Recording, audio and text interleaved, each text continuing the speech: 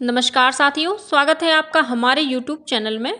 आप छत्तीसगढ़ की किस जगह से हमारे समाचार सुन रहे हैं, कृपया कमेंट बॉक्स में लिखकर हमें जरूर बताएं। रायपुर से प्रस्तुत हैं छत्तीसगढ़ के प्रादेशिक समाचारों के साथ में रजनी शुक्ला। पहले मुख्य समाचार। प्रदेश में आज से शुरू होगी समर्थन मूल्य पर धान और मक्का की खरीदी। फिलहाल धान खरीदी बिना बायोमेट्रिक के ही की जाएगी। आज मनाया जाएगा छत्तीसगढ़ राज्य का स्थापना दिवस। राज्यपाल ने प्रदेशवासियों को दी बधाई और शुभकामनाएं। प्रदेश में विधानसभा चुनाव के दूसरे चरण के तहत नामांकन की अंतिम तिथि तक 1219 उम्मीदवारों ने नामांकन दाखिल किए। कल की गई नामांकन पत्रों की जांच और मावली माता की डोली और मां दंतेश्वरी के छत्र की विदाई के साथ विश्व प्रसिद्ध बस्तर दशहरा कल हुआ संपन्न। अब समाचार विस्तार से। प्रदेश में आज 1 नवंबर से समर्थन मूल्य पर धान और मक्का की खरीदी शुरू होगी। धान खरीदी का यह कार्य अगले साल 31 जनवरी तक और मक्का खरीदी 28 फरवरी तक की जाएगी। यह धान खरीदी बिना बायोमेट्रिक के होगी। इस संबंध में राज्य के खाद्य सचिव टीपी वर्मा ने कलेक्ट्रेट को पत्र जारी कर दिया है। उन्होंने कहा कि उपार्जन केंद्रों में बायोमेट्रिक की व्यवस्था करने में समय लगेगा, इसलिए बिना बायोमेट्रिक मशीन के ही धान खरीदी की जाए। खाद्य विभाग ने बायोमेट्रिक धान खरीदी के लिए केंद्र सरकार से अनुमति लेने के बाद इस साल से बायोमेट्रिक से धान खरीदी करने का निर्णय लिया था। इसके बाद धान खरीदी केंद्रों में बायोमेट्रिक मशीन लगाने के लिए टेंडर जारी कर दिया गया है, लेकिन टेंडर हासिल करने वाली कंपनी मशीन की आपूर्ति समय पर नहीं कर सकी। इसकी वजह से फिलहाल बिना बायोमेट्रिक मशीन के धान खरीदी करने का निर्णय लिया गया है। अधिकारियों ने बताया कि कंपनी द्वारा बायोमेट्रिक मशीन प्राप्त होने के बाद उपार्जन केंद्रों में यह सुविधा शुरू हो जाएगी। छत्तीसगढ़ राज्य गठन को आज 23 वर्ष पूरे हो रहे हैं। इस अवसर पर राज्यपाल विश्वभूषण हरिचंदन ने प्रदेशवासियों को बधाई और शुभकामनाएं दी हैं। उन्होंने कहा कि राज्य स्थापना के बाद छत्तीसगढ़ हर वर्ष विकास के नए आयाम गढ़ रहा है।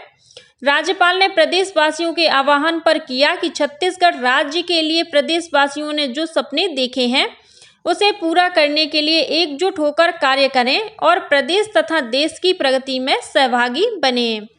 राज्य स्थापना दिवस पर आज सभी जिला मुख्यालयों और नवा रायपुर स्थित शासकीय भवनों पर रोशनी की जाएगी। सामान्य प्रशासन विभाग द्वारा इस संबंध में सभी विभागों, कमिश्नरों और कलेक्टरों को निर्देश जारी कर दिया गया है। इस वर्ष राज्य स्थापना दिवस पर 1 नवंबर को शासकीय अवकाश नहीं रहेगा। प्रदेश में विधानसभा चुनाव के तहत दूसरे चरण के लिए 1219 अभ्यर्थियों ने 1985 नामांकन पत्र दाखिल किए हैं। नामांकन पत्र दाखिल करने के अंतिम दिन 1245 नामांकन पत्र दाखिल किए गए। कल इन नामांकन पत्रों की जांच की गई। दूसरे चरण के तहत अभ्यर्थी 2 नवंबर तक अपने नाम वापस ले सकते हैं। गौरतलब है कि विधानसभा चुनाव के तहत दूसरे चरण में रायपुर, बिलासपुर, दुर्ग और सरगुजा संभाग के कुल 70 विधानसभा क्षेत्रों में 17 नवंबर को मतदान होगा।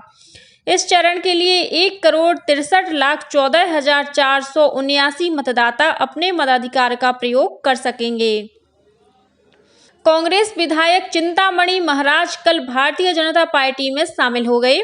अंबिकापुर के राजमोहिनी देवी भवन में भाजपा के प्रदेश प्रभारी ओम माथुर की उपस्थिति में उन्होंने पार्टी की सदस्यता ली। चिंतामणि महाराज सामणी विधानसभा क्षेत्र से विधायक हैं। वर्ष 2018 में हुए विधानसभा चुनाव में उन्होंने इस सीट पर कांग्रेस की टिकट पर चुनाव लड़ा था। इस बार कांग्रेस ने उन्हें टिकट नहीं दिया। चुनाव आयोग ने छत्तीसगढ़ सहित 5 राज्यों में विधानसभा चुनावों से पहले प्रत्येक मतदाता को हिंदी, अंग्रेजी और अन्य स्थानीय भाषाओं में मतदाता मार्गदर्शिका प्रदान करने की घोषणा की है। आयोग के इस कदम से छत्तीसगढ़, मध्य प्रदेश, मिजोरम, राजस्थान और तेलंगाना में मतदाताओं को मतदान की तारीख और समय के बारे में जानकारी मिलेगी।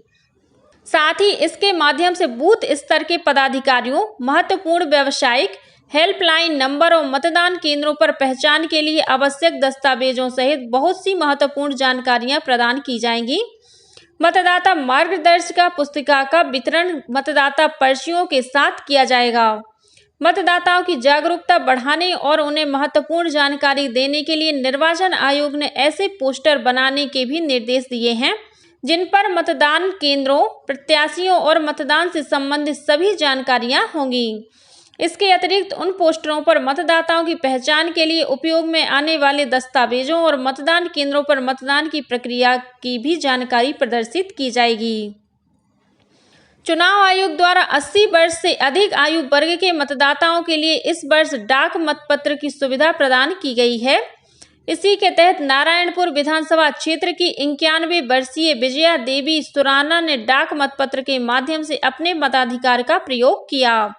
वहीं खड़का गांव की दिव्यांगजन मतदाता खोड़ी ने भी डाक मतपत्र से मतदान किया। जिले के उप जिला निर्वाचन अधिकारी डी मंडावी ने बताया कि नारायणपुर विधानसभा क्षेत्र में 80 से अधिक आयु वर्ग के 1400 मतदाता हैं। वहीं कोंडागांव जिले के सिदावंड गांव में फुल कुंवर और बड़े कनेरा की 82 वर्षीय पीते पोयाम ने भी डाक मतपत्र का प्रयोग किया। जिले में डाक मतपत्र से मतदान करवाने के लिए 12 दलों का गठन किया गया है। चुनाव आयोग द्वारा छत्तीसगढ़ में होने वाले विधानसभा चुनाव में दिव्यांग और बुजुर्ग मतदाताओं को सुविधा प्रदान करने के लिए व्यापक प्रबंध किए जा रहे हैं। इसके तहत इस वर्ग के मतदाताओं को घर बैठे ही डाक मतपत्र के माध्यम से मतदान करने का विकल्प दिया गया है। इस संबंध में कल रायपुर में दिव्यांग मतदाताओं के सुगम मतदान विषय पर राज्य स्तरीय संगोष्ठी का आयोजन किया गया। कार्यक्रम को संबोधित करते हुए राज्य की मुख्य निर्वाचन पदाधिकारी रीना बाबा साहेब कंगाली ने बताया कि यदि दिव्यांग मतदाता को वोट डालने के लिए पोलिंग बूथ तक आने में असुविधा होगी तो उनके लिए वाहन की सुविधा चुनाव आयोग की तरफ से उपलब्ध कराई जाएगी। इस सुविधा का लाभ लेने के लिए मतदाताओं को पहले अपना पंजीयन कराना होगा। उन्होंने बताया कि मतदान के दिन दिव्यांग और बुजुर्ग मतदाताओं के सहयोग के लिए एनएसएस, एनसीसी और स्काउट गाइड के स्वयंसेवकों की ड्यूटी लगाई जाएगी। मतदान केंद्र पर मतदान के लिए आने वाले दिव्यांग और 80 वर्ष से अधिक उम्र के वरिष्ठ मतदाताओं को कतार में खड़े ना रहना पड़े, इस बात का ध्यान रखते हुए उन्हें अपने मताधिकार का प्रयोग पहले करने के लिए प्राथमिकता दी जाएगी। मुख्य निर्वाचन पदाधिकारी ने बताया कि दृष्टिबाधित मतदाताओं के लिए ईवीएम मशीन पर प्रत्याशियों का नाम ब्रेल लिपि में मुद्रित कराया जा रहा है। राष्ट्रीय एकता दिवस पर कल छत्तीसगढ़ के राज्यपाल विश्वभूषण हरिचंदन ने राजभवन में सरदार पटेल के चित्र पर पुष्पांजलि अर्पित कर उन्हें नमन किया। इस अवसर पर राज्यपाल ने अधिकारियों कर्मचारियों को राष्ट्र की एकता, अखंडता और सुरक्षा को बनाए रखने के लिए शपथ दिलाई। इस मौके पर राज्यपाल ने कहा कि अखंड भारत के निर्माण में सरदार पटेल का योगदान अविस्मरणीय है। सरदार पटेल के जन्म दिवस पर कल नई दिल्ली में शहीदों की याद में आयोजित मेरी माटी मेरा देश अभियान के तहत अमृत कलश यात्रा का समापन हो गया। देश के हर राज्य, हर कस्बे, हर गांव से लाई गई मिट्टी राजधानी के कर्तव्य पथ पर अमृत वाटिका में डाली जाएगी। नई दिल्ली में कर्तव्य पथ पर मेरी माटी मेरा देश अभियान की अमृत कलश यात्रा के समापन पर प्रधानमंत्री नरेंद्र मोदी ने कहा कि यह अभियान राष्ट्र को आगे बढ़ाने में देश की सामूहिक भावना की ताकत को दर्शाता है। उन्होंने अमृत महोत्सव के दौरान चंद्र मिशन, वंदे भारत रेलगाड़ी और देश को विश्व की 5वीं सबसे बड़ी अर्थव्यवस्था बनने की सफलताओं के बारे में बताया। श्री मोदी ने अमृत वाटिका और अमृत महोत्सव स्मारक का लोकार्पण भी किया। उन्होंने कहा कि यह स्मारक अगली पीढ़ी को आज के ऐतिहासिक आयोजन की याद दिलाएगा। प्रधानमंत्री ने युवाओं के लिए मेरा युवा भारत प्लेटफॉर्म में भी शुभारंभ किया। श्री मोदी ने अमृत कलश यात्रा के दौरान लाई गई मिट्टी से अपने माथे पर तिलक किया। मेरी माटी मेरा देश अभियान देश के लिए सर्वोच्च बलिदान करने वाले वीरों और वीरांगनाओं को श्रद्धांजलि है। देश भर से हजारों अमृत कलश यात्री इस कार्यक्रम में शामिल हुए। वहीं राष्ट्रीय एकता दिवस के अवसर पर भिलाई इस्पात संयंत्र द्वारा रन फॉर यूनिटी, स्वच्छ भारत और 100% मतदान का संदेश देते हुए सतर्कता जागरूकता सप्ताह का शुभारंभ किया गया। इस दौरान संयंत्र के अधिकारियों ने भ्रष्टाचार का विरोध करने और राष्ट्र के प्रति समर्पित रहने का संकल्प लिया। मावली माता की डोली और मां दंतेश्वरी के छत्र की विदाई के साथ ही विश्व प्रसिद्ध बस्तर दशहरा कल संपन्न हो गया। बस्तर दशहरा में शामिल होने दंतेवाड़ा से जगदलपुर आई मावली माता की डोली और मां दंतेश्वरी के छत्र की कल मां दंतेश्वरी मंदिर में पुजारी और बस्तर के पूर्व राज परिवार के सदस्य कमल चंद्र भंजदेव ने विधि विधान से पूजा अर्चना की। इस दौरान पुलिस द्वारा हर्ष फायर कर सलामी दी गई।